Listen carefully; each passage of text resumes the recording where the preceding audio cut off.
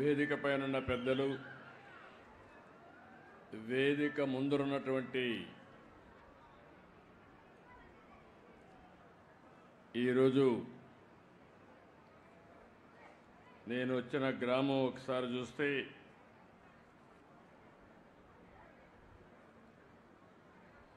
బుడగట్లపాళెం.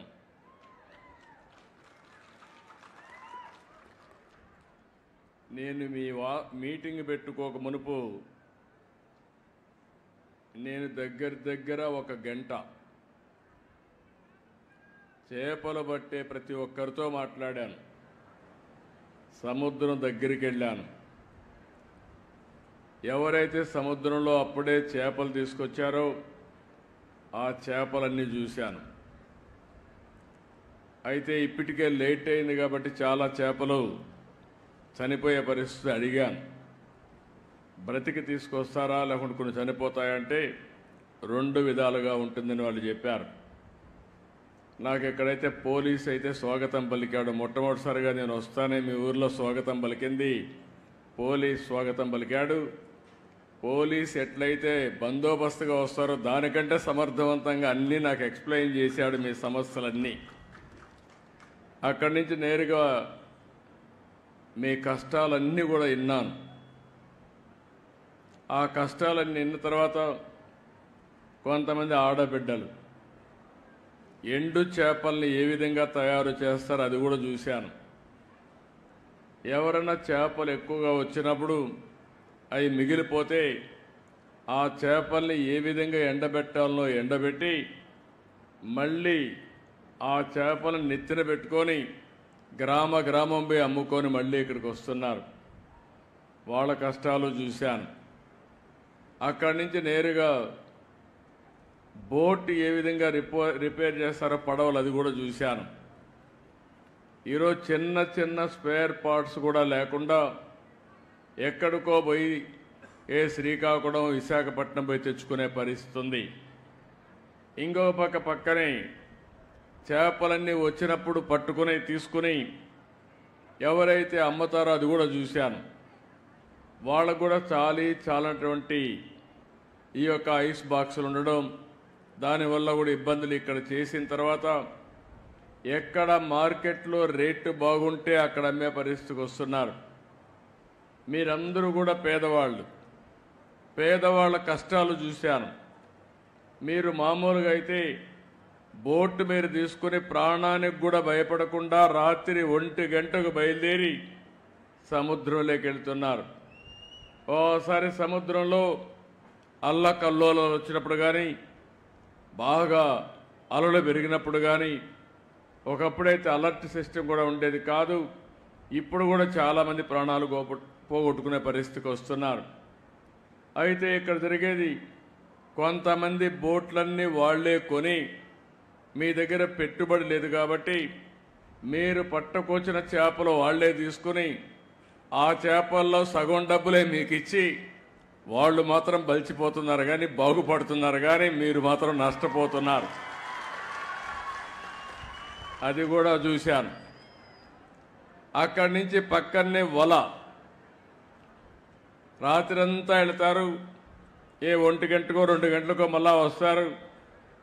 అయిన తర్వాత వలంతా కూడా పోతే దాన్నంతా మళ్ళా కట్టుకోవాలి. అది కూడా చూశాను. అంటే ఈరోజు నేను చూసింది, మా ప్రభుత్వ యంత్రాంగం, మా సెక్రటరీ గారు ఉన్నారు, మా మినిస్టర్ గారు ఉన్నారు, అందరూ ఇక్కడ ఉన్నారు, మా కమిషనర్ కూడా ఇక్కడ ఉన్నాడు. కానీ ఏదైతే నేను ఆశించానో దానికి భిన్నంగా సమస్యలు ఉన్నాయి ఇక్కడ. మీరందరూ ఒక్కసారి ఆలోచిస్తే, ఏవైతే మత్స్యకారు గ్రామాలు తెలుగుదేశం పార్టీ వచ్చిన తర్వాతనే మీ యొక్క దిశ మారింది. ఇది యథార్థం అనే విషయం మీరు గుర్తుపెట్టుకోవాలి.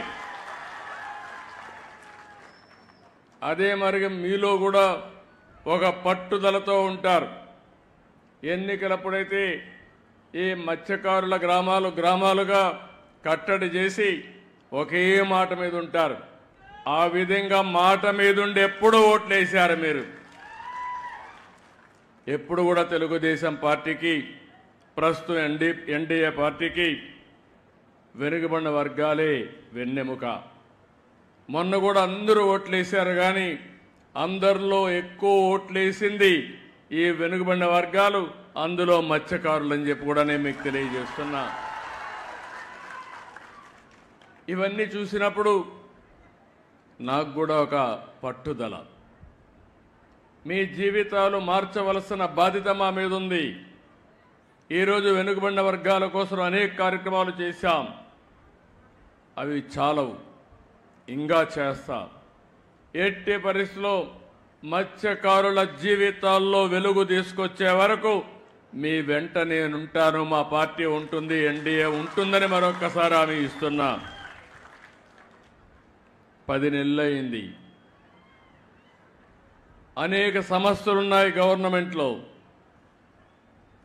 నేను 4వసారి ముఖ్యమంత్రి, ఎప్పుడూ లేని ఇబ్బందులు చూస్తున్నా, నాకే అర్థం కావడం లేదు. ఎటు చూసినా గందరగోళమే. ఏం చేశారో నాకు అర్థం కాలేదు. దగ్గర 10 లక్షల కోట్ల రూపాయలు అప్పు చేశారు. ఎక్కడ పెట్టారంటే ఎక్కడ పెట్టారో అది కూడా అర్థం కాల, లెక్కలు కూడా లేవు. అవన్నీ చూసిన తర్వాత అయితే నా ఇబ్బందులు మీకు చెప్పి మిమ్మల్ని ఇబ్బంది పెట్టను. ఎన్ని ఇబ్బందులున్నా మీ సమస్యల పరిష్కారం చేస్తామని మరొక్కసారి మీ అందరికీ హామీ ఇస్తున్నాం. 93% గెలిపించారు మా ఈశ్వరరావు గారు, ఎన్డీఏ అభ్యర్థి. మిత్రపక్షంలో ఇవాళ చూస్తే ఆలోచించిన తర్వాత ఈశ్వరరావు గారు రిపోర్ట్ తెప్పిస్తే నేను కూడా తెప్పించుకున్నాను, మళ్ళీ సీటు గెలవాలి కాబట్టి. మీలో ఒకటిగా ఉన్నాడు, మంచి పేరుందంటే ఇస్తే 30,000 ఓట్లతో గెలిపించారు మీరందరూ. ఇది ఎప్పటికీ మర్చిపోలేం. పక్కనే అప్పలనాయుడు గారు ఉన్నారు, మొన్నటి ఎవరికో కార్యకర్తగా తిరిగాడు ఇదే నియోజకవర్గంలో. నేను ఆలోచించాను, నమ్మకస్తుడు, మంచి వ్యక్తి, ఎందుకు ఎంపీగా పెట్టకూడదని ఒక కార్యకర్తను ఎంపీ చేసిన పార్టీ ఎన్డీఏ. ఇవన్నీ కూడా సాధ్యమైనప్పుడు మీ జీవితాల్లో మార్పు తేలేమా అని నేను అడుగుతున్నా. ఇప్పుడే ఎమోషనల్గా మా రామ్మోహన్ నాయుడు మాట్లాడాడు. శ్రీకాకుళం నేరుగా మీరు హైదరాబాద్ పోతే కూకట్పల్లిలో శ్రీకాకుళం కాలనీ ఉంటుంది, ఢిల్లీకి పోతే శ్రీకాకుళం కాలనీ ఉంటుంది, ఎక్కడ పోయినా శ్రీకాకుళం కాలనీ ఉంటుంది. ఆర్మీలో ఎక్కువ ఎవరు దేశాన్ని కాపాడడానికి పనిచేస్తారంటే దానికి చిరునామా కూడా మళ్ళీ శ్రీకాకుళమే. అలాంటి త్యాగాలు చేశారు. వేరే రాష్ట్రాలకు పోయి ఆ ప్రాంతాల అభివృద్ధి కోసం మీరు పనిచేస్తున్నారు.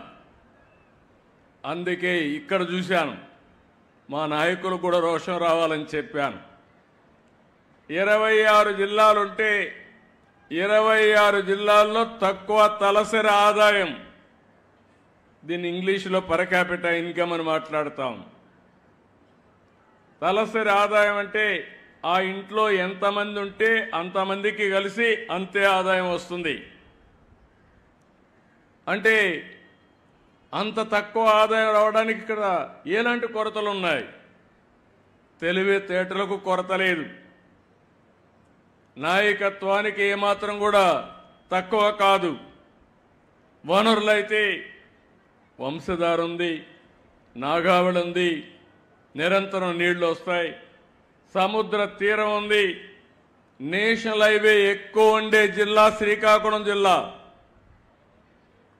ఇంకో పక్కన గనులున్నాయి, బంగారు బండే భూమి కూడా ఉంది.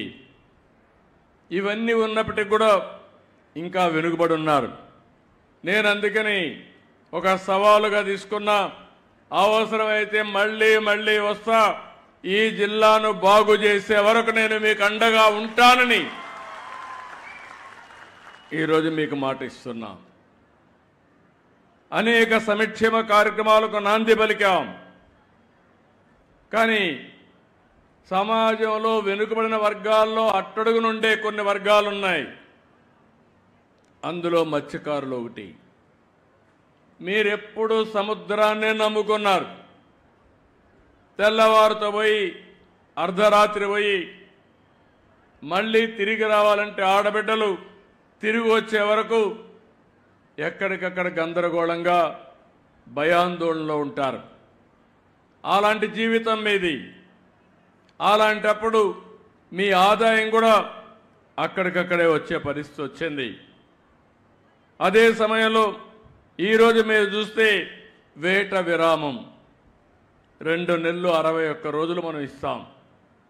దానికి కారణం సముద్రంలో చేపల అభివృద్ధి కావాలి. పిల్లలు వేసే సమయం అది. ఆ సమయంలో డిస్టర్బ్ అయితే చేపే ఉండదు. కాబట్టి విరామం ఇవ్వాలనే ఉద్దేశంతో విరామాన్ని ఇచ్చే పరిస్థితికి వచ్చాం.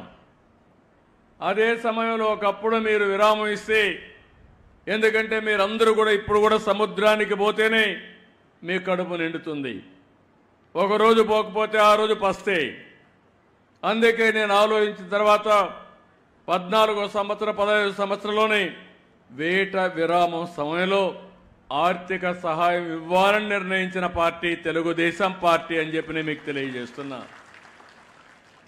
ఆ తర్వాత ఒక 10,000 ఇచ్చారు. 10,000 ఇచ్చారు కానీ చాలా ఉపన్యాసాలు చెప్పారు. ఫిష్ ఆంధ్ర అన్నారు. 300 కోట్లు ఖర్చు పెడతామన్నారు. ఏం పెట్టారో నాకైతే అర్థం కాలేదు. ఏ మత్స్యకారుడి జీవితమైనా బాగుపడిందా అని మిమ్మల్ని అడుగుతున్నా. మీకు లాభం జరిగిందా అని మిమ్మల్ని అడుగుతున్నా. ఈరోజు నాకు కష్టాలున్నాయని నేను చెప్పచ్చు, కానీ నేను చెప్పను. అందుకే 1,29,178 కుటుంబాలకి 20,000 చొప్పున 259 కోట్ల రూపాయలు మీ అకౌంట్లో ఈరోజు నేను వేశానని చెప్పి కూడా నేను మీకు తెలియజేస్తున్నాను.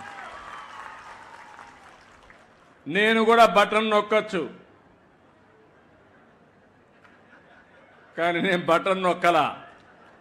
నేరుగా మీ దగ్గరకు వచ్చా, మీ సమక్షంలో మాట్లాడుతున్నా. మీ కష్టాలు నేను అర్థం చేసుకోవడానికి వచ్చాను.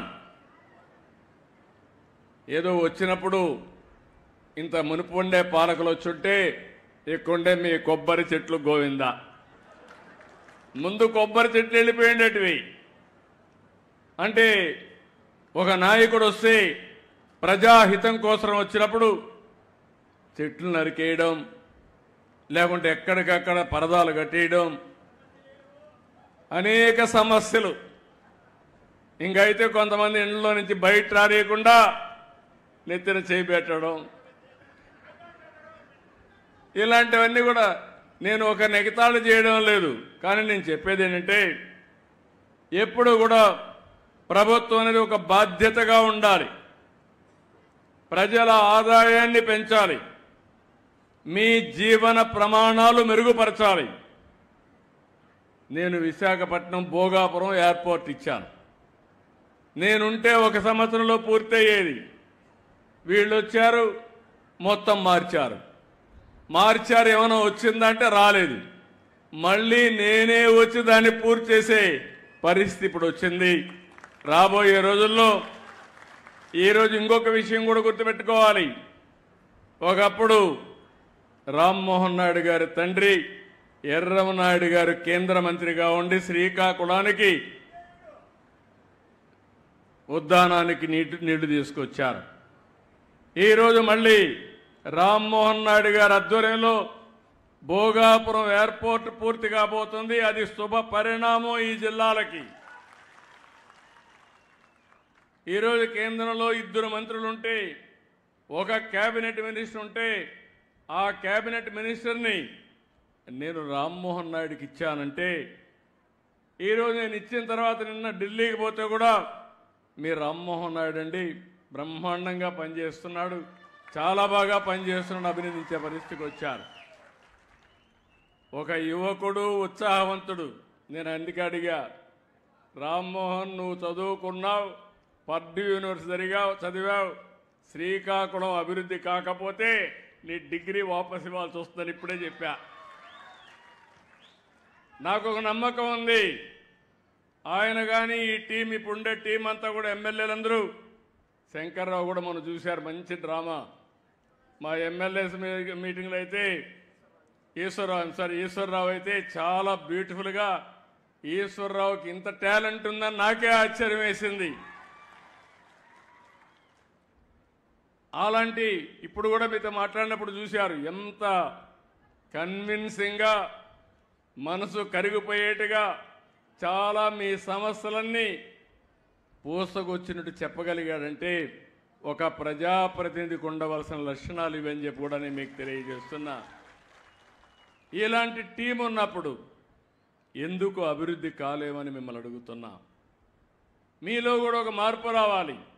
నేను ఆడబిడ్డలను అడిగాను, వస్తానని. ఏం చదువుకున్నారన్నా? పోలీస్ చదువుకోవాలా, పోలీస్ కంటే పోలీస్ భార్య బెటరు. ఆవిడ 7వ తరగతి వరకు చదువుకోనింది. అదే మరి ఆడబిడ్డలను అడిగితే కష్టాలు ఉన్నాయి, చదివించాలనే ఆలోచన రాలేదు. మా పిల్లలు కూడా ఈరోజు సముద్రంలోకి పోయి చేపలు పడుతున్నారనే పరిస్థితికి వచ్చారు. అంటే జీవితాంతం తరతరాలుగా వారసత్వంగా మనకు వచ్చిన వారసత్వాన్ని పేదరికంలోనే బతకాలని అడుగుతున్నా. అనేక అవకాశాలు ఉన్నాయి. అలాంటి అవకాశాలు ఉపయోగించుకుని మనం ముందుకు పోవాల్సిన అవసరం ఉంది. ఈరోజు మత్స్యకారుల విషయానికి వస్తే దగ్గర మీరు చూసినప్పుడు మన అన్ని గ్రామాల్లో తీర ప్రాంతం అంతా మత్స్యకారుల గ్రామాలు ఉన్నాయి. మనం కూడా చేపల విషయంలో అందరికంటే ఎక్కువ ఆంధ్ర రాష్ట్రం ముందుంది. 555 గ్రామాలు మత్స్యకార గ్రామాలు ఉన్నాయి. కానీ 555 గ్రామాలున్నా నేను మీ గ్రామానికి వచ్చానంటే ఈ గ్రామం దశ దిశ మార్చాలి. మీ కష్ట సుఖాలు అర్థం చేసుకోవాలి. తద్వారా రాష్ట్రానికి కూడా ఒక మెసేజ్ ఇచ్చి అన్ని మత్స్యకార గ్రామాలని బాగు చేస్తామని చెప్పి కూడా నేను మీకు తెలియజేస్తున్నా. ఈరోజు ఇక్కడికి వచ్చినప్పుడు దేశంలో ఉత్పత్తి అయ్యే మత్స్య సంపద 29% మన రాష్ట్రంలో ఉత్పత్తి అవుతుంది. రెండోది 32% ఎగుమతులు చేస్తున్నాం. 55 లక్షల మెట్రిక్ టన్నులు చేపలు కానీ రొయ్యలు కానీ మనం తయారు చేసే పరిస్థితికి వచ్చాం. దీనివల్ల 16,50,000 మందికి ఉపాధి కలుగుతూ ఉంది. నేను ఇంకొక విషయం కూడా మీ అందరికీ చెప్తున్నా. చేపలకు బంగారు భవిష్యత్తు ఉంటుంది. ఒకప్పుడు అందరూ వరిధాన్యం తినేవాళ్ళం. లేకపోతే రాను రాను కొన్ని రోజుల తర్వాత వరి ధాన్యం ఇది లేకపోతే కొంతవరకు చికెన్ మటన్కి వెళ్ళేవాళ్ళం. ఈరోజు మీరు గుర్తుపెట్టుకోండి, మత్స్యకారులు మీరంతా కూడా ప్రజలు ఆరోగ్యంగా ఉండాలంటే చేపలు తప్ప వేరే మార్గం లేదని చెప్పి మరొక్కసారి మీ అందరికీ విజ్ఞప్తి చేస్తున్నా. మనుషుల్లో తెలివితేటలు పెరగాలన్నా, పిల్లలకు మెదడు అంటే మైండ్ బాగా పనిచేయాలన్నా చేపలు చాలా ముఖ్యం. చేపల్లో ప్రోటీన్ ఎక్కువ ఉంటుంది. మన ఆరోగ్యం బాగుంటుంది. హార్ట్ అటాక్ కానీ బీపీ కానీ షుగర్ కానీ ఇలాంటి రావు. చాలామందికి తెలియదు. కానీ చేపలు అనేటివి భవిష్యత్తులో ఒక మంచి ఆహారం అని చెప్పి కూడా నేను మీకు తెలియజేస్తున్నా. ఇలాంటివి వచ్చినప్పుడు ఇక్కడ నేను మీరుండే మీ అందరికీ ఒకటే చెప్తున్నాను. ఆ రోజు 14లో మేము ప్రవేశపెట్టాం. 788 కోట్ల రూపాయలు ఆ రోజు ఇచ్చాం. ఈరోజు మళ్ళీ సంవత్సరానికి 259 కోట్ల రూపాయలు మీకు ఇస్తున్నాం. ఇది కాకుండా మీ పిల్లలందరినీ బాగా చదివించే బాధ్యత తీసుకుంటాం. ఇప్పటికే 6 రెసిడెన్షియల్ స్కూల్స్ పెట్టాం. ఇప్పుడే ఈశ్వరరావు గారు మాట్లాడినప్పుడు ఒక మాట అన్నారు. ఇక్కడ హెచ్ఎల్లలో అన్ని యూనివర్సిటీ తీసుకొచ్చాం, కాలేజీలు తీసుకొచ్చాం. స్కిల్ డెవలప్మెంట్ సెంటర్ పెట్టి ఇక్కడ వచ్చే ఉద్యోగాలు ఈ ప్రాంత వాసులకే ఇచ్చేట్టుగా అన్ని చర్యలు నేను తీసుకుంటాను. ఇక్కడ పెడతామని ఇమ్మీడియట్గా మీకు అందరికీ హామీ ఇస్తున్నా. ఇది కాకుండా ఈరోజు మత్స్యకారుల ఫ్యామిలీలో 69,000 మందికి పింఛన్లు ఇస్తున్నాం. ఈ విషయం కూడా మీరు గుర్తుపెట్టుకోవాల్సిన అవసరం ఉంది. 4,000 రూపాయలు ఒకప్పుడు ఎన్టీ రామారావు గారు 30 రూపాయలతో ప్రారంభించారు. నేను వస్తానే దాన్ని 75 రూపాయలు చేశాను. ఆ తర్వాత మళ్ళీ సీఎం అయిన తర్వాత 200 రూపాయలని 2,000 రూపాయలు చేశాం. ఇప్పుడు 3,000 నుంచి ఒకేసారి 4,000 రూపాయలు చేసిన పార్టీ ఎన్డీఏ. ఇది కాకుండా మీరు ఒకసారి చూస్తే 6,000 రూపాయలు దివ్యాంగులకు ఇస్తున్నాం. వాళ్ళల్లో కూడా 500 నుంచి 6,000 రూపాయలు పెంచాం. అది కూడా నేనే పెంచాను. ఇంకో పక్క 10,000 రూపాయలు ఇస్తున్నాం. డయాలసిస్ చేసుకున్న కిడ్నీ ప్రాబ్లమ్స్ ఉన్న వాళ్ళకి ఇచ్చాం. బెడ్కే పరిమితమైన వాళ్ళకి 15,000 ఇస్తున్నాం.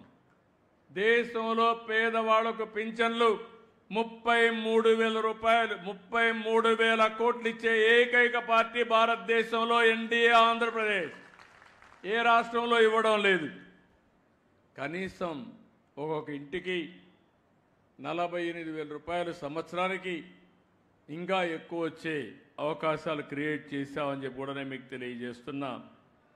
ఇంకో పక్క మీరందరూ చూస్తే ఎవరైనా చనిపోతే ఎక్స్గ్రేషియా 10 లక్షల రూపాయలు ఇస్తున్నాం. ఇంకా కొంతమంది ఉన్నారంటే వాళ్ళందరికీ కూడా క్లియర్ చేస్తాం. అదే మరి లీటర్ డీజిల్కి 9 రూపాయలు సబ్సిడీ ఇస్తున్నాం. ఇంకో పక్క 23,062 బోట్లకి డీజిల్ కింద సంవత్సరానికి 50 కోట్లు ఇస్తున్నాం. ఇంకా పెంచాలి చూస్తే పెంచుతాం. నేను ఇప్పుడు చూశాను, నన్ను కొన్ని విషయాలు అడిగారు. అవన్నీ మీరు చూస్తే ఇవన్నీ కూడా ఆర్గనైజ్డ్గా చేస్తే మీ ఖర్చు తగ్గుతుంది. నేను మా డిపార్ట్మెంట్కి ఆదేశాలు ఇస్తున్నా.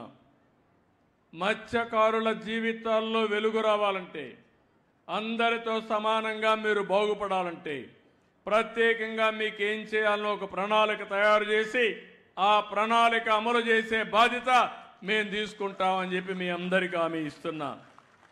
దీనికోసం 9 షిప్పింగ్ హార్బర్లు నిర్మాణం చేస్తున్నాం. 1,991 కోట్ల రూపాయలు ఖర్చు పెడుతున్నాం. ఇక్కడుండి బుడగట్లపాలెం మీ అందరికీ హామీ ఇస్తున్నా. 1 సంవత్సరం లోపల పూర్తి చేసి మళ్ళీ మీకు అందరికీ అందజేస్తాను. ఒక బాధ్యతగా తీసుకుంటాం. దీన్ని ఒక సవాలుగా తీసుకుంటాం. ఆ తర్వాత ఇక్కడ ఇంకొక విషయం కూడా చెప్తున్నా. ఇక్కడ మీకే బోట్లు కొనిచ్చి అవసరమైతే మీ గ్రామాన్ని ఒక సెంటర్గా తీసుకుని ఒక ఎకనామిక్ యాక్టివిటీకి ఆర్థికంగా ఎట్లా ముందుకు పోవాలో అన్నీ కూడా ఇక్కడ ఏర్పాట్లు చేస్తాం. ఇప్పుడే నేను ఒకటే మీ అందరికీ హామీ ఇస్తున్నాను. ఇక్కడ చూస్తే ఎంత సుందరంగా ఉందో మీరు ఒకసారి చూడండి. మంచి కొబ్బరి చెట్లు, ఒక పక్క సముద్రం, ఈ రెండు ఉపయోగించుకొని పక్కనే విమానాశ్రయం 40 కిలోమీటర్లు. గంట కూడా అవసరంలా 35 నిమిషాలు వెళ్ళిపోతారు విమానాశ్రయానికి. ఎవరైనా రావాలంటే టూరిస్టులు అందరూ దీనికంటే మంచి ప్రదేశాలు ప్రపంచంలో ఎక్కడా ఉండవు. అలాంటి ప్రదేశాలు ఉన్నప్పుడు దీన్ని ఏ విధంగా మనం అభివృద్ధి చేయాలనో మనం కానీ చేయగలిగితే శ్రీకాకుళం నుంచి ఇచ్చాపురం నుంచి మన విశాఖపట్నం వరకు బ్రహ్మాండంగా అభివృద్ధి అవుతుందని చెప్పి కూడా నేను మీకు తెలియజేస్తున్నా. ఇప్పుడే నేను మీ అందరికీ చెప్పాను, మనకు ఆదాయం రాకపోయినా ఏం చేయాలని అన్నీ చేస్తున్నాం. ఇవి చేస్తూనే పెద్ద ఎత్తున పెట్టుబడులకు కూడా సమిక్షేమ అభివృద్ధి నుంచి చాలాసార్లు మీకు చెప్పాను. ఈరోజు మీరు సముద్రంలోకి వెళ్తారు, వెళితే చేపలు పడితే ఆ చేపలు అమ్మితే మీకు ఆదాయం వస్తుంది. మీరు ఈ విషయం గుర్తుపెట్టుకోవాలి. చేపలు పట్టుకోకపోతే అప్పు తీసుకోవాలి. 2 రోజులు 3 రోజులు 1 నెల 2 నెలలు అయిన తర్వాత అప్పిచ్చేవాడు ముఖం చాటేస్తాడు. లేకపోతే మీరు ఇచ్చిన అప్పు కట్టకపోతే మీ ఆస్తులు జప్తు చేస్తారు. నేను అందుకనే ఆలోచిస్తున్నాను. అభివృద్ధి చేయాలి, సంపద సృష్టించాలి, ఆదాయాన్ని పెంచాలి, మీకు సంక్షేమం ఇవ్వాలి, మళ్ళీ అభివృద్ధి చేయాలి, మిమ్మల్ని అందరినీ బాగు చేయాలి, మీ జీవన ప్రమాణాలు పెంచాలనే ఉద్దేశంతోనే నేను ముందుకు పోతున్నాను. 5 సంవత్సరాలు అభివృద్ధి ఆగిపోయింది. అభివృద్ధి ఆగిపోయి అప్పులు పెరిగిపోయినాయి. ఏది కూడా పెట్టుబడులు పెట్టలేదు. పరిశ్రమలు పారిపోయినాయి. అన్నీ కూడా పనులన్నీ ఆగిపోయినాయి. దీనివల్ల చాలా నష్టం వచ్చింది. అదే కానీ తెలుగుదేశం ప్రభుత్వం అధికారంలో ఉంటే ఇప్పుడు 16 లక్షలు లేదంటే 17 లక్షల కోట్ల రూపాయలు సంపద ఉంది. అదే తెలుగుదేశం ఉంటే అదనంగా 7 లక్షల కోట్ల రూపాయలు సంపద పెరిగేది. దీనివల్ల మీ తలసరి ఆదాయం ప్రతి ఒక్క ఇంటికి ఇంకొక 50,000 70,000 రూపాయలు అదనంగా పెరిగేది. అంటే ఈరోజు 5,000 10,000 ఇవ్వడం కంటే నేను ఎప్పుడూ ఒక మాట చెప్తాను, ప్రతిరోజు చేప ఇవ్వాల్సింది. మీ జీవితాలు బాగుపడే వరకు మీకు ఆర్థికంగా సహాయం చేయాలి, సంక్షేమ కార్యక్రమాలు ఇవ్వాలి. అదే సమయంలో చేపలు పట్టే మార్గం కూడా మీకు చూపిస్తే తద్వారా మీ ఆదాయం పెరుగుతుంది, మీ జీవితాలు పెరుగుతాయి. లేకపోతే మేమేదో ఒక చేప ఇస్తున్నాం, ఇదే తిని పడుకోమంటే నేను ఇవ్వని రోజున మీ కడుపంతా పస్తుండే పరిస్థితి వస్తుంది. ఇలాంటి విధానాలతో ముందుకు పోతూ నేను ఒకటే హామీ ఇస్తున్నా.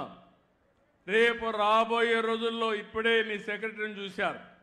ఆ అమ్మాయి అయితే సచివాలయం సెక్రటరీ,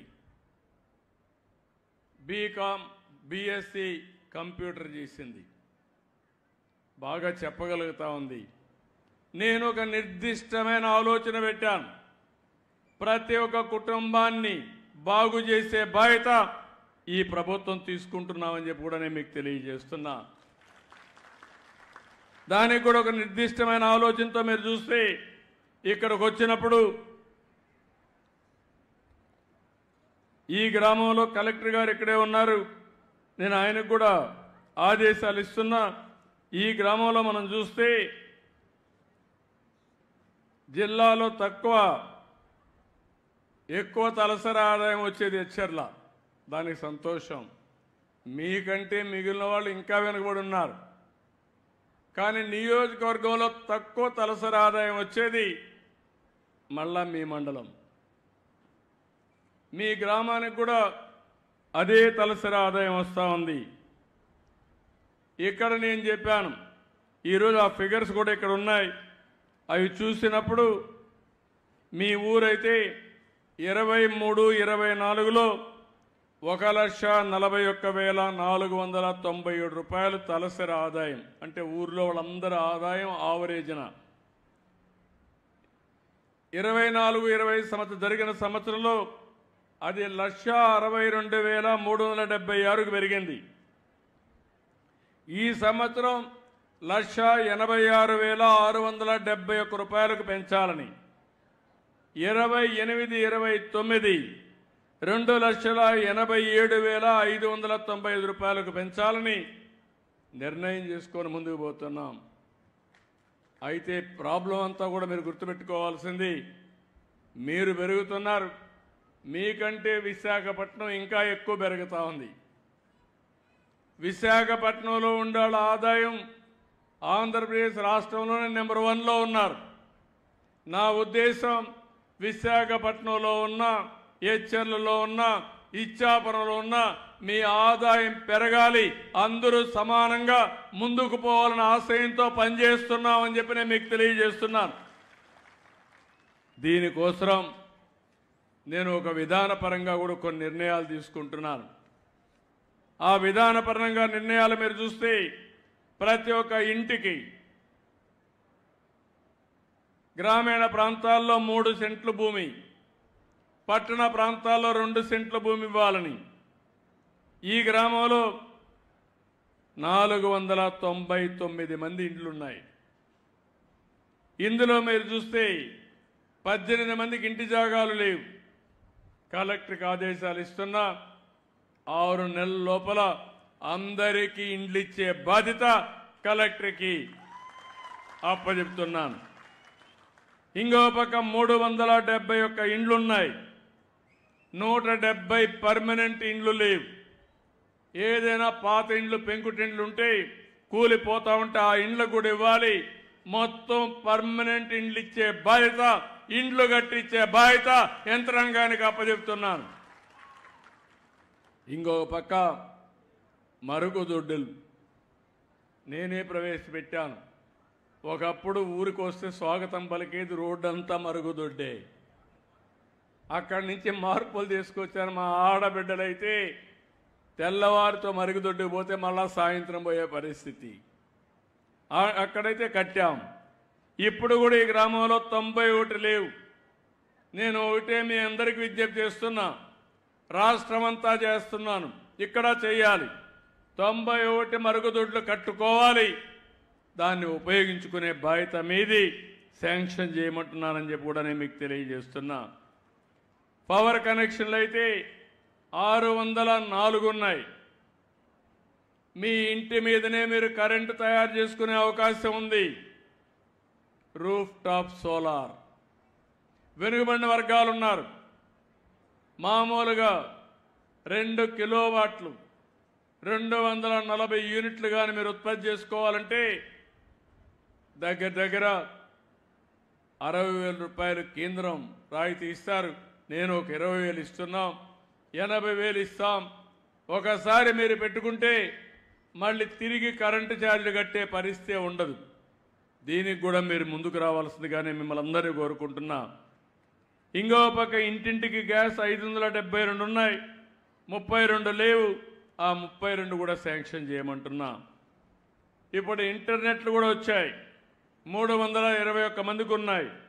283కు లేవు. వాళ్ళకు కూడా ఇమ్మని కోరుతున్నా. ఇంకో పక్క ఇంటింటికి నీళ్లు ఇవ్వాలి. ఇక్కడ ఇబ్బంది ఉంది. ఈ ఇబ్బందిని అధిగమించాలి. మనకు జేజేఎం కూడా పోయిన గవర్నమెంట్ యొక్క నిర్లక్ష్యంతో అది కూడా పూర్తి కాలేదు. అందుకని దీన్ని ప్రత్యేకంగా వర్కౌట్ చేస్తున్నాం.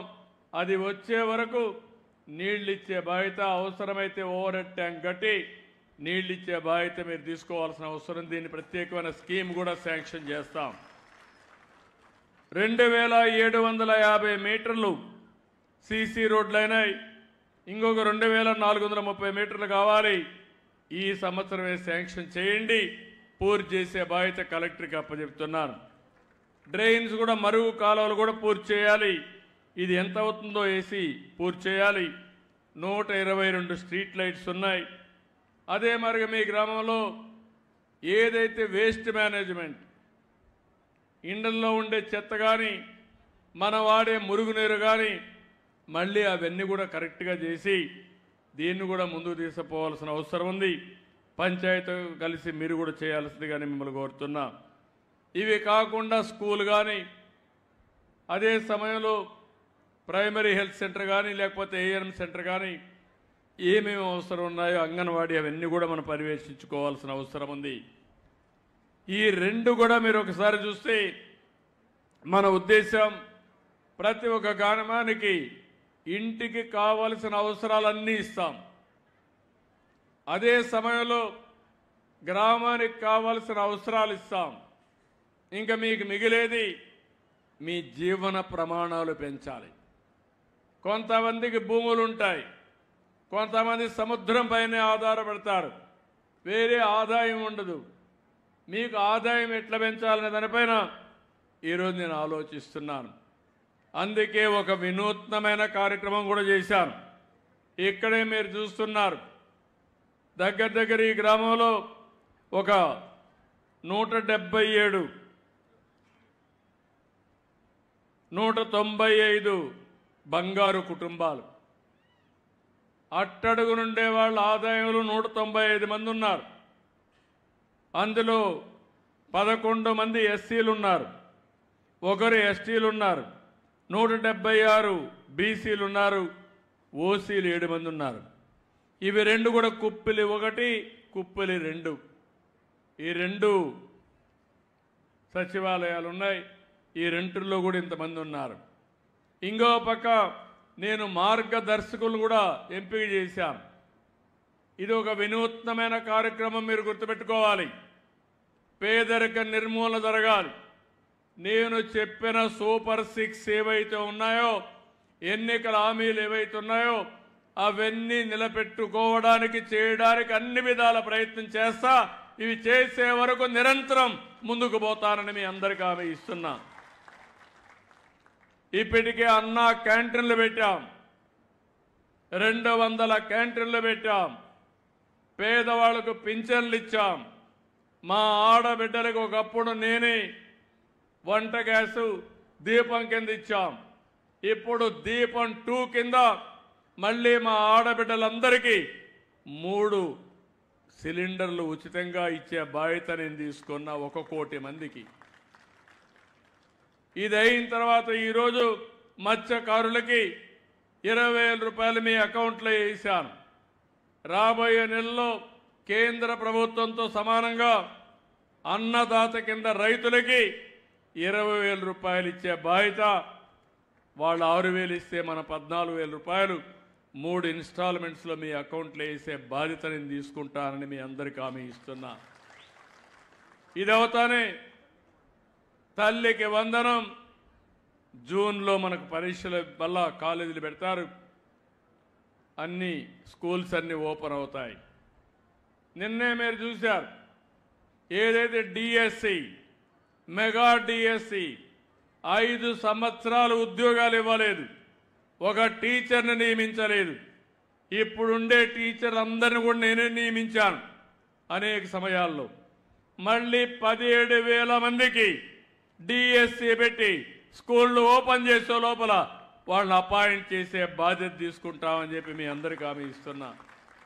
అదే సమయంలో మీ పిల్లలు స్కూలుకు పోయే లోపల ఆ పిల్లలందరికీ తల్లికి వందనం కింద 15,000 రూపాయలు ఇవ్వడానికి ఒక ఇన్స్టాల్మెంటా ఎట్లా చేయాలి అన్నీ ఆలోచిస్తున్నా, అది కూడా ఇస్తా.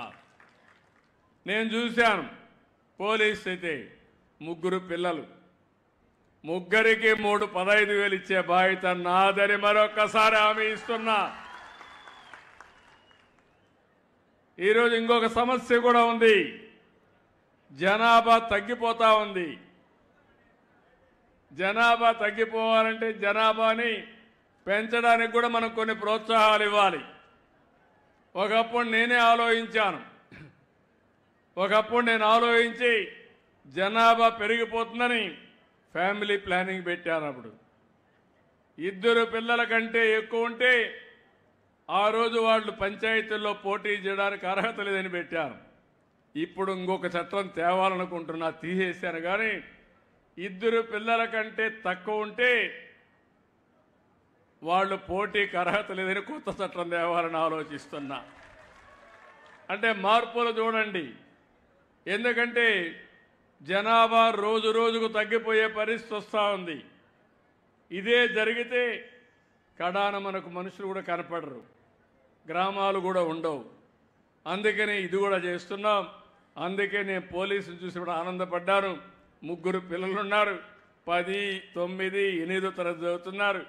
అందరూ కూడా తన ఆదర్శంగా తీసుకుని కనీసం 2 తక్కువ కాకుండా ప్రతి ఒక్క భార్యాభర్త పిల్లల్ని కనే బాధ్యత మీరు తీసుకోవాల్సిందిగా మిమ్మల్ని అందరినీ కోరుతున్నా.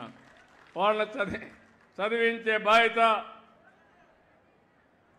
భవిష్యత్తులో పైకి తీసుకొచ్చే బాధ్యత ప్రభుత్వం తీసుకుంటాం. ఎందుకంటే జనాభా అనేది చాలా ముఖ్యం. కొన్ని దేశాలు జనాభా లేకుండా చాలా ఇబ్బంది పడుతున్నారు. ఇంకొక విషయం కూడా మీరు గుర్తుపెట్టుకోవాలి, ఈరోజు టెక్నాలజీ వచ్చింది, అనేక మార్పులు వస్తున్నాయి. ఇక్కడుండే నేను మిమ్మల్ని అందరినీ ఒకటే కోరుతున్నాను, సముద్రం ఎక్కడైతే ఉంటుందో ఆ ప్రాంతం పేదరికంలో ఉండడానికి వీలు లేదు. సముద్రాన్ని ఉపయోగించుకోగలిగితే ఆ సముద్రం ద్వారా సంపద సృష్టించడం పెద్ద కష్టం కాదు. ఈ విషయం మేము అందరికీ విజ్ఞప్తి చేస్తున్నా. ఈరోజు బావనిపాడు, ఒకప్పుడు నేను అక్కడ పోర్టు కట్టాలనుకున్నాం. అది కట్టుంటే ఇప్పటికే ఆ ప్రాంతం అంతా అభివృద్ధి అయ్యేది. దాన్ని మార్చారు, మూలపేటకు తీసుకొచ్చారు. 5 సంవత్సరాలు లేట్ అయిపోయింది. నేను మళ్ళీ దీన్ని భావనపాడుకు తీసుకుపోతే సబబుగా ఉండదు, ముందు ఇది పూర్తి చేయాలి, ఈ ప్రాంతం అభివృద్ధి కావాలని రాబోయే 1 సంవత్సరం లోపల ఈ మూలపేట పోర్టు కూడా పూర్తి చేసే బాధ్యత ఈ ప్రభుత్వం తీసుకుంటామని మీ అందరికీ హామీ ఇస్తున్నా. ఈరోజు మీరు చూస్తే అనకాపల్లిలో 1,00,000 కోట్ల రూపాయల పెట్టుబడితో ఒక స్టీల్ ప్లాంట్ వస్తూ ఉంది. దగ్గర 40,000 30,000 మందికి ఉద్యోగాలు వస్తాయి. ఒక టౌన్షిప్ డెవలప్ అవుతుంది. ఒక పోర్ట్ కూడా రాబోతుంది. దానికి కారణం మనకు సముద్ర తీరం ఉండడమే అని చెప్పి కూడా నేను మీకు తెలియజేస్తున్నా. ఇప్పుడే రామాయంపట్నం నేను ఆ రోజు ఫౌండేషన్ ఇచ్చి ప్రారంభిస్తే దాన్ని కూడా పూర్తి చేయలేదు. దాన్ని పూర్తి చేస్తాం. అక్కడ బీపీసీఎల్ అయితే 1,00,000 కోట్ల రూపాయలు పెట్టుబడి పెడుతున్నారు. అదే మరిగా అరామ్కో అని సౌత్ అరేబియా కంపెనీ జాయిన్ అయ్యారు. అంటే అక్కడ రాబోయే రోజుల్లో కొన్ని వేల మందికి ఉద్యోగాలు వస్తాయి. ఆ ప్రాంతం అభివృద్ధి అవుతుంది. ఇది మనకుండే అడ్వాంటేజ్ అని చెప్పి కూడా నేను మీకు తెలియజేస్తున్నా. అదే సమయంలో పోర్ట్లు ఉపయోగించుకుని మన ప్రాంతాలను అభివృద్ధి చేస్తున్నాయి. ఇంకొక పక్కన సీవీడ్ అని సముద్రంలో కొంత సంపద కూడా సృష్టించవచ్చు. మీరు చేపలు పట్టుకొస్తున్నారు. ఆ చేపలే కాకుండా మనం కానీ ఇక్కడ సీవీడ్ తయారు చేసుకుంటే అక్కడే ఇలాంటి నాచురు కానీ పెంచుకుంటే ఎక్కువ ఆదాయం వస్తుంది. మా వాళ్ళు చెప్పిన లెక్క అయితే చాలా ఉంది. కనీసం 1 హెక్టార్కి 10 లక్షలు 20 లక్షల ఆదాయం వస్తుందంటున్నారు. కానీ కనీసం ఒక 10 లక్షలు కానీ రాగలిగితే దీనికంటే మించిన లాభం ఇంకోటి ఉండదు. పైలట్గా ప్రారంభిస్తున్నాం. వీలైతే ఈ ఊర్లోనే సీవీడ్ కూడా ప్రోత్సాహానికి పైలట్ ప్రాజెక్ట్ ఇక్కడి నుంచే ప్రారంభించమని నేను ఆదేశాలు ఇస్తున్నా. ఇక్కడే సొసైటీ పెట్టండి, ఇక్కడే స్టార్ట్ చేయండి. స్టార్ట్ చేస్తే దాని యొక్క ఫలితాలు చూద్దాం. ఈ ఊరు బాగుపడితే రాష్ట్రం అంతా కూడా అన్ని మత్స్యకారు గ్రామాలకు దాన్ని తీసుకుపోయి ఎంత డబ్బులైనా ఖర్చు పెట్టి తద్వారా మీ ఆదాయం పెంచుతామని చెప్పి కూడా నేను మీకు తెలియజేస్తున్నా. ఈ ప్రాజెక్టులో కూడా మీరు చూస్తే కొంత పెట్టుబడి పెట్టాలి, స్మాల్ స్కేల్ ఇండస్ట్రీ కూడా రావాలి. అవన్నీ నేను వర్కౌట్ చేస్తాను. మీరు ముందుకు రండి. ముందు ప్రాజెక్ట్ ఇక్కడ స్టార్ట్ అయ్యి 6 నెలల్లో ఒక ప్రాజెక్టు చేసి తద్వారా అది బాగుంటే దాన్ని ఎక్స్పాండ్ చేద్దామని చెప్పి కూడా నేను మీకు తెలియజేస్తున్నా. ఇంకొక పక్కన కొంతమంది ఇప్పుడే మన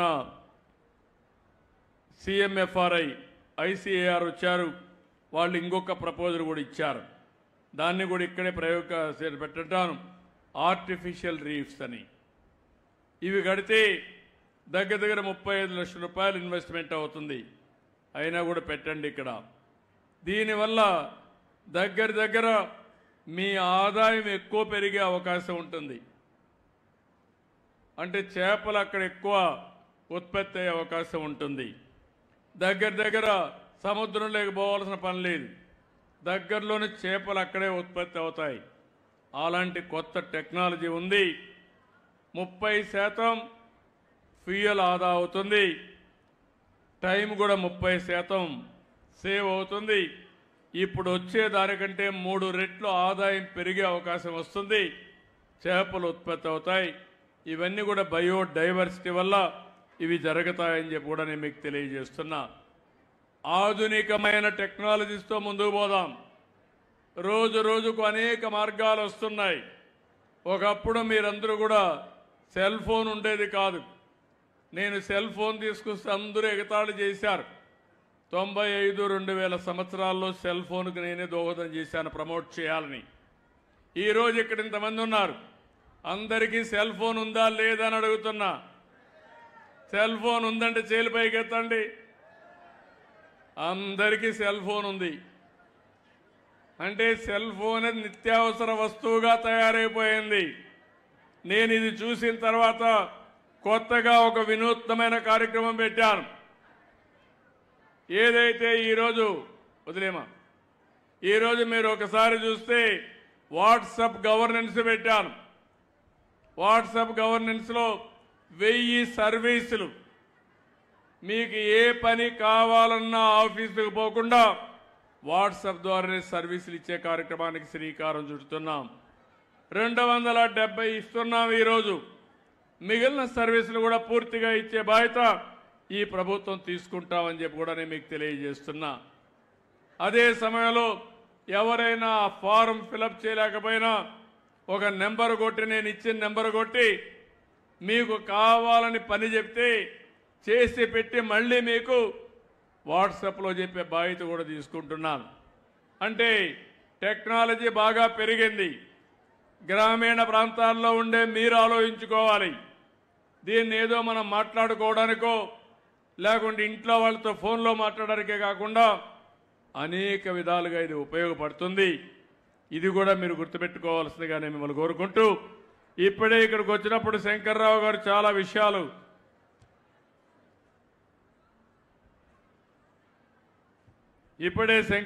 కొన్ని విషయాలు చెప్పారు.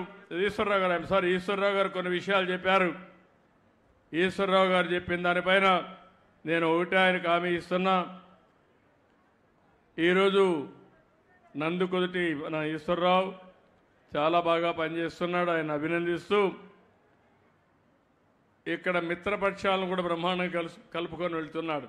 ఎమ్మెల్యేగా అందరినీ కలుపుకొని మళ్ళీ 2029లో ఎమ్మెల్యే కావడానికి అందరినీ ఒక తాటిపైన తీసుకొచ్చి ముందుకు పోతున్నారు. వారు అభినందిస్తూ ఇక్కడ ప్రధానంగా నారాయణ, రెండోది మద్దువలస రిజర్వాయర్ ప్రాజెక్టు, ఏవైతే కెనాల్స్ రావాలనో అవన్నీ పూర్తి చేయడం, ఈ 3 చెప్పాడు. ఈ 3 పూర్తి చేసి తప్పకుండా ఈ చెర్లని సస్యశ్యామలం చేసే బాధ్యత ఈ ప్రభుత్వం తీసుకుంటాం. రెండోది కూడా మీరు ఒకసారి చూస్తే ఇక్కడ ముఖ్యమైన సమస్య అణు విద్యుత్ కేంద్రం. NPCIL అథారిటీస్ దీన్ని ఎప్పుడో ప్రారంభించారు, కొంత డబ్బులు కూడా ఇచ్చారు. R&R పూర్తిగా చేయలేదు. ధర్మవరం గ్రామానికి పూర్తిగా R&R ఇవ్వాల్సిన అవసరం ఉంది. రిమైనింగ్ PDFలు కూడా ఇవ్వాల్సిన అవసరం ఉంది. ఈ 2 ఇప్పించే బాధ్యత R&R, అదేవిధంగా రీహాబిలిటేషన్ మేమందరికి ఇప్పించి 2 చేసే బాధ్యత ప్రభుత్వం తీసుకుంటాం. తొందరలోనే ప్రారంభిస్తామని చెప్పి కూడా నేను మీకు తెలియజేసుకుంటూ, ఇప్పుడు ఇక్కడ బంగారు కుటుంబాలు అదే సమయంలో మార్గదర్శకులు తీసుకొచ్చారు. నేను ఒకటే మీ అందరికీ విజ్ఞప్తి చేస్తున్నా, పేదవాళ్ళు శాశ్వతంగా పేదవాళ్ళుగా ఉండడానికి వీలు లేదు. అందరం మనుషులమే. మొన్నటి వరకు మన ఈశ్వరరావు గారిని చూశారు మీరు. ఈరోజు ఆయన మీతో మొన్నటి వరకు తిరుగుతూ ఉంటే ఎమ్మెల్యే అయ్యాడు. అవకాశం వచ్చింది, అందిపుచ్చుకున్నాడు. అప్పలనాయుడు చూశారు, ఒక కార్యకర్తగా MP అయ్యాడు. రామ్మోహన్ రెడ్డి గారు చూశారు, ఒక కేంద్ర మంత్రి అయ్యాడు. అంటే అవకాశాలు వచ్చినప్పుడు అందిపుచ్చుకుంటున్నారు. మేము కూడా మీ మారిగా మనుషులమే. మేమేదో ఆకాశం నుంచి ఊడిపడలా. మేము కూడా సాధారణ కుటుంబాల్లోనే పుట్టాం, కష్టపడ్డాం, ఆలోచించాం, అంచెలంచెలుగా ఎదిగాం. ఈరోజు దేశంలో విమానాలను నడిపే పరిస్థితి రామ్మోహన్ రెడ్డికి ఉంటే మీ జీవితాలు బాగు చేసుకునే పరిస్థితి మీకు లేదా అని మిమ్మల్ని అడుగుతున్నా. తండ్రి చనిపోయినప్పుడు నేను ఒకటే చెప్పాను, మీ తండ్రి చనిపోయాడు, చాలా నాకు ప్రాణమిత్రుడు, రైట్ హ్యాండ్గా ఉన్నాడు. రామ్మోహన్ నిలదొక్కోవాలి, కష్టపడాలి. యంగ్స్టర్ అంటే 3 నెలలు సైకిల్ యాత్ర చేసి ప్రజల ఆదరణ పొంది 3వసారి ముచ్చటగా MP అయి కేంద్ర మంత్రి అయ్యాడు.